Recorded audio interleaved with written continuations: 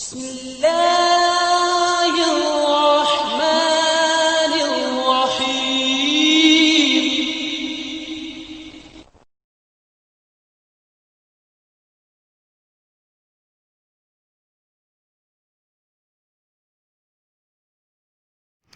بسم اللہ الرحمن الرحیم۔ انسان کو خداوند متعال نے 4 ایلیمنٹس سے پیدا کیا۔ آگ ہے، ہوا ہے، مٹی ہے اور پانی ہے۔ آج انہی میں سے ایک عنصر جو ہوا ہے، یعنی دموی مزاج دموی، بلڈ ٹیمپریمنٹس، وارم اینڈ ویٹ، یعنی کہ گرم اور تر ہوتا ہے، اس کے بارے میں آج بتاتے ہیں۔ امام جعفر صادق علیہ السلام فرماتے ہیں کہ خداوند متعال نے جب حضرت آدم علیہ السلام کو پیدا کیا تو اس میں 4 عناصر کو خلق کیا۔ 4 عناصر میں سے ایک آگ تھی، دوسرا ہوا تھی، مٹی تھا، پانی تھا۔ آگ کو اس لیے خلق کیا کہ جو معدے میں غذا ہوتی ہے جاتی ہے اس کو پکاتا ہے، اور ہوا جو آگ ہے ایک جگہ سے دوسری جگہ ہوا کے ذریعے جاتی ہے، تو اگر ہوا نہ ہوتی تو ادھر ہی وہ معدے کو جلا جاتی۔ تو ہوا یعنی دموی یعنی خون کا انسانی جسم میں بہت ہی اہم کردار ہے۔ ایک جگہ سے خون کو دوسری جگہ ہوا ہی کے ذریعے لے جایا جاتا ہے۔ اگر ہوا نہ ہوتی تو انسان کی جو خوراک ہے ادھر ہی پڑی رہتی، ایک جگہ سے دوسری جگہ منتقل نہ ہو سکتی، جس کی وجہ سے انسان بیمار ہو جاتا، یا انسان کی تخلیق بھی ہوا کے بغیر ممکن نہیں تھی۔ امام علی رضا علیہ السلام فرماتے ہیں کہ انسان کی جو 15ویں سال سے لے کے 25ویں سال تک عمر ہے، اس میں خون کا غلبہ ہے، دموی مزاج ہے، اس میں شباب ہے، حسن ہے اور خوبیاں ہیں۔ جسم کو خداوند متعال نے 4 حصوں میں تقسیم کیا ہے۔ اس میں جو دموی مزاج ہے، دم کا جہاں غلبہ ہے، خون کا غلبہ ہے، وہ سر ہے، دونوں کان ہیں، دونوں آنکھیں ہیں، دونوں نتنے یعنی ناک ہے اور منہ ہے، اور اس کے سارے سلسلے میں خون کا غلبہ ہے۔ دموی اس رطوبت کو کہتے ہیں جو عروق دمویہ کے اندر ہوتی ہیں۔ اس کی 2 اقسام ہیں، خون طبی ہے اور خون غیر طبی ہے۔ خون طبی وہ جو جگر میں پیدا ہوتا ہے اور بدن کے لیے نافع ہے، فائدہ مند ہے۔ اس کے اوصاف یہ ہیں کہ یہ سرخ ہوتا ہے کیونکہ اس کی حرارت معتدل ہوتی ہے، اس میں بو نہیں ہوتی، نہ صفرا کی طرح رقیق ہوتا ہے، نہ سودا کی طرح غلیظ بدن ہوتا ہے۔ بدن کے لیے غذا ہے، بدن کو گرم رکھتا ہے، جس سے یہ خارجی جو نقصان ہوتا ہے اس سے محفوظ رکھتا ہے۔ روح کی سواری ہے، یعنی خون کے ذریعے ہی پھیپھڑوں سے سارے جسم میں روح یعنی ہوا پہنچتی ہے۔ چہرے کے حسن و جمال کا باعث ہے، طبیعت کو قوت اسی سے حاصل ہوتی ہے۔ خون کا جب غلبہ ہو جاتا ہے، امام علی رضا علیہ السلام فرماتے ہیں کہ خون کی غلبے کی 4 نشانیاں ہیں۔ جسم پر خارش ہوتی ہے، دانے نکلتے ہیں، نیند کا غلبہ ہوتا ہے اور چکر آتے ہیں۔ خون کا جب غلبہ ہو جاتا ہے، خون کا غلبہ یعنی گرم اور تر، وارم اینڈ ویٹ، مزاج دموی، بلڈ ٹیمپریمنٹس، اس میں یہ علامات ہوتی ہیں کہ کیسے ہم پہچانیں کہ مجھ پہ خون کا غلبہ ہے یا میرا مزاج دموی ہے۔ تو اس میں پھوڑے اور پھنسیاں خاص کر دونوں کندھوں کے درمیان جو عام حجامت کی جگہ ہے زیادہ نکلتے ہیں۔ بدن پہ خارش ہوتی ہے، چہرے کا جو رنگ ہے وہ سرخی مائل ہوتا ہے، پلکوں کے نیچے سرخی ہوتی ہے، زبان جو ہے وہ سرخ ہوتی ہے، پیشاب کا رنگ، پاخانے کا رنگ بھی سرخ ہو جاتا ہے، اور حجامت کا خون بھی جو ہے وہ سرخ ہوتا ہے، غنودگی ہوتی ہے اور نیند کی طرف میلان زیادہ ہوتا ہے۔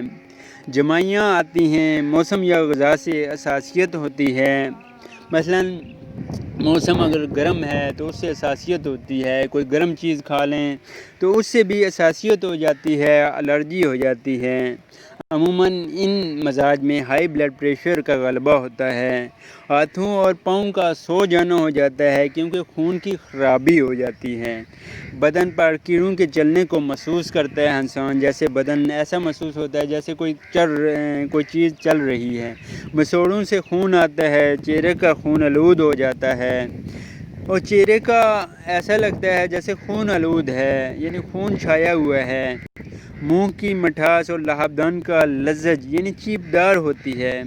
بدن کے ظاہر کا گرم ہونا، زنا اور رکوب محرم کی طرف میلان ہوتا ہے، یعنی زنا کی طرف رغبت ہوتی ہے۔ دموی یعنی خون کا غلبہ ہوتا ہے، اور انسان میں 15 سال سے لے کے 35 سال تک یہ جو خون کی حکومت رہتی ہے، مزاج دموی رہتا ہے۔ فصل بہار گرم اور مرطوب ہے۔ فصل بہار میں خون کا غلبہ ہوتا ہے، اور اس طرح الرجی غذا سے الرجی ہوتی ہے، چہرے کی سرخی ہوتی ہے، زنا کی طرف زیادہ رغبت ہوتی ہے، عورتوں کی طرف دھیان زیادہ ہوتا ہے، اور اسی طرح مردوں کا عورتوں کی طرف اور عورتوں کا مردوں کی طرف، کیونکہ شہوت کا غلبہ ہوتا ہے۔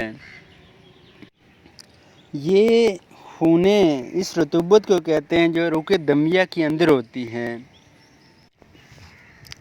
دموی مزاج کے لوگ ہوتے ہیں، اس میں خون کی بیماریاں جیسے جگر اور انفیکشن وغیرہ زیادہ ہوتی ہے، کیونکہ یہ خون کی خرابی کی وجہ سے ہوتی ہیں، اور اس میں جتنا بھی چہرہ ہے یا جسم کا جو حصہ ہے وہ سرخی مائل ہوتا ہے، کیونکہ اس میں خون کی زیادتی ہوتی ہے، کولیسٹرول بڑا ہوتا ہے، تلی کی بیماریاں بھی زیادہ ہوتی ہیں ان لوگوں میں، دل کے دورے وغیرہ بھی پڑتے ہیں۔ اس طرح جسم میں مختلف حصوں میں دانے بھی نکلتے ہیں، کبھی زبان میں بھی دانے نکلتے ہیں، دماغ میں خون آ جاتا ہے، بلیڈنگ زیادہ ہوتی ہے، کسی بھی حصے سے مطلب ناک سے بلیڈنگ ہو جاتی ہے، خون کا غلبہ ہے، یا کسی دوسرے حصے سے بلیڈنگ زیادہ ہوتی ہے، کند ذہن کے مالک ہوتے ہیں، اور اسی طرح ہونٹوں سے یا لثہ جس کو کہتے ہیں اس سے خون آتا ہے، اور ہڈیوں میں ان میں درد ہوتا ہے، پیشاب میں سوزش ہوتی ہے، اس طرح سر میں اور معدے میں سوزش ہوتی ہے، اور آنتڑیوں سے بعض اوقات خون آتا ہے، اور بلڈ پریشر ہمیشہ زیادہ تر ہائی رہتا ہے، اور جسم پہ دانے تل وغیرہ زیادہ نکلتے ہیں۔ دموی مزاج والوں کے لیے جتنی چیزیں گرم ہیں وہ نقصان دہ ہیں۔ اب ان کی اگر کوئی دموی مزاج ہے تو اس کی خوراک کیا ہے؟ تو سب سے پہلے حجامت کروائیں۔ حجامت یہ دموی مزاج کے لیے بہت ہی زبردست ہے۔ اس کے علاوہ آب سرد یعنی سرد پانی سے غسل کریں۔ اس کے علاوہ فسد نکالنا بھی ٹھیک ہے، اور کاہو کھائیں۔ امام جعفر صادق علیہ السلام فرماتے ہیں کہ کاہو کھائیں، یہ خون کو صاف کرتے ہیں، کیونکہ دموی مزاج میں خون خراب ہو جاتا ہے تو کاہو کھائیں، اور برگے چقندر کے پتے، بیٹ روٹس لیف وہ کھائیں، لیکن چقندر کی جو جڑ ہے یہ نہ کھائیں، یہ جذام اور صفرا پیدا کرتی ہے۔ اس کے پتے استعمال کریں، یہ عقل کے لیے بھی بہترین ہیں۔ برگے چقندر استعمال کریں، بہترین ہیں۔ سویک عدس استعمال کریں۔ امام جعفر صادق علیہ السلام فرماتے ہیں کہ یہ خون کی جو گرمی ہے اس کو سرد کرتا ہے، اور جو بلڈ پریشر ہے اس کو کنٹرول کرتا ہے، اور اس کے علاوہ انار کھائیں۔ انار بھی بہترین ہیں۔ امام ہادی علیہ السلام فرماتے ہیں کہ انار شیریں کھائیں، یہ خون کو تسکین دیتا ہے، یعنی آرام پہنچاتا ہے، گرمی کو ختم کرتا ہے۔ پھر مخصوص دوائیں ہیں جو اس کے لیے بہترین ہیں۔ اس کے علاوہ جو خوراک ہے وہ خشک ناشپاتی کھائیں، کاہو یا کاہو کے بیج جس کو سلاد پتے کہتے ہیں وہ استعمال کریں، بنا ہوا گوشت کھائیں، ٹھنڈے پانی سے نہائیں، آلو بخارا خشک استعمال کریں، کاسنی استعمال کریں، شاہترہ استعمال کریں، ٹھنڈے مزاج کے جو پھل ہیں وہ استعمال کریں، سیب کھائیں، کھیرا کھائیں، شہتوت جو ہیں وہ کھائیں، زرشک کھائیں، اناب ہے وہ استعمال کریں، جو کا سوپ استعمال کریں، کدو استعمال کریں اور نہرمو شہد استعمال کریں۔